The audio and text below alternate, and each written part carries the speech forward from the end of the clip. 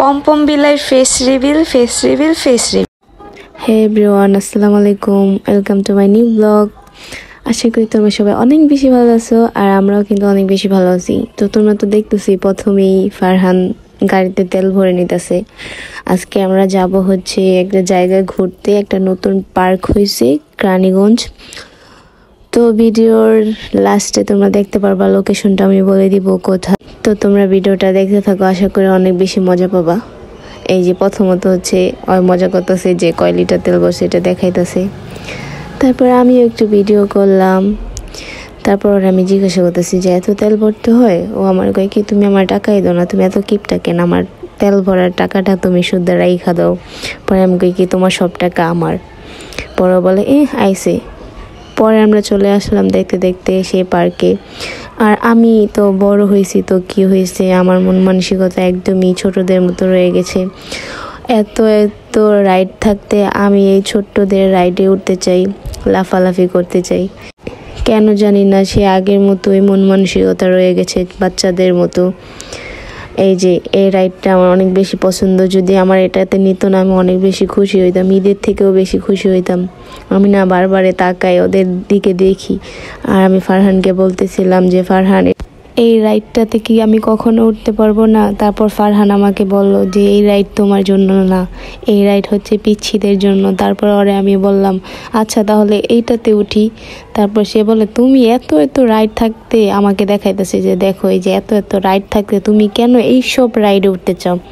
তারপর আমি বললাম কি, ফারহান দেখো আমি এমনিতে বড় হয়েছি, কিন্তু আমার না মন মানসিকতা সেই পিচ্ছিদের মতো রয়ে গেছে। আমি কেন জানি না খালি এইসব রাইডে উঠতে চাই, সব পার্কে যেই।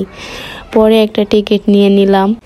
টিকিটটা নিয়ে কিন্তু আমি চলে যাচ্ছি আস্তে আস্তে আমার সেই রাইডের দিকে। আসলে আমার এই রাইড একদমই ভালো লাগতেছিল না, আমার মন খারাপ। দেখেন, আপনারা দেখতেই থাকেন, আমার একদম মন খারাপ ছিল। আসল কথা কি, আমি এই বাচ্চাদের রাইডে উঠতে চাইছিলাম, ও আমারে জোর জবরদস্তি এই রাইডটায় উঠাইছে। তারপর আর কি, যেহেতু টিকিট কেটে ফেলছি, এখন তো আর কিছু করার নেই, এখন তো এই রাইডে আমার উঠতেই হবে। তারপর আমি আস্তে আস্তে চলে গেলাম, এই যে দেখতে থাকেন আপনারা। তারপর টিকিটটা আমি আর কি কাউন্টারে লোক খুঁজতেছিলাম আর কি, পাইতেছিলাম না, কাউন্টারে কেউ ছিল না। তারপর আমি ভিতরে চলে গেছি। ফারহান আমাকে বলতেছিল তুমি ভিতরে যাও, তারপর তোমার হাত থেকে মনে হয় টিকিটটা নিবে।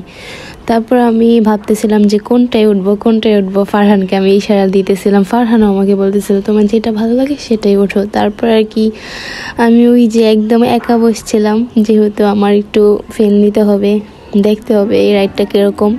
তারপর বসে পড়লাম। বসে পড়ার পর আমার অনেক ভালো লাগতেছে সত্যি। তারপর কিন্তু আমি অনেক নাচতেছিলাম। তারপর আমি ফারহানকে বলতেছি তুমি এখান থেকে চলে যাও, এখনই এই রাইডটা ছেড়ে দিবে। তারপর আমি আর কি, ও আর কি বলতেছে যে আচ্ছা ঠিক আছে আমি চলে যাব এখনই। এই যে দেখেন এখানে অনেক রাইড আছে, অনেক। তারপরে আর কি ছেড়ে দিল আস্তে আস্তে। আমি অনেক মজা নিতেছিলাম। তারপর কিন্তু বসার পর আমার অনেক বেশি ভালো লাগতেছিল, তার জন্য আমি একটু নাচতেছিলাম। আর নাচতে নাচতে তারপর ফারহানকে কিন্তু আমি একটা কিস দিয়ে দিলাম, এই যে দেখতে থাকেন, কিস দিয়ে দিলাম। তারপর যখন অনেক জোরে ঘুরতেছিল, তখন না আমার একটু না মাথা ঘুরাইতেছিল। আসল কথা কি, আমার ভালো লাগতেছিল না আর কি, একটু ভালো লাগতেছিল। তারপর ফারহান বলে কি তুমি তাকায়ও, আমি তোমার সাথে বসি নাই তো কি হয়েছে। ওরে আমি অনেকবার বলছিলাম যে তুমি একটা টিকিট নাও, ও বলে কি যে না আমার মাথা ঘোরায়। আর আমি যখন নাইমা আসছিলাম, তারপর আমাকে ফারহান জিজ্ঞাসা করছিল যে কেমন লাগছে, আমি বলছি যে মাথা ঘুরেছে, আসলে আমার মাথা ঘুরেছে।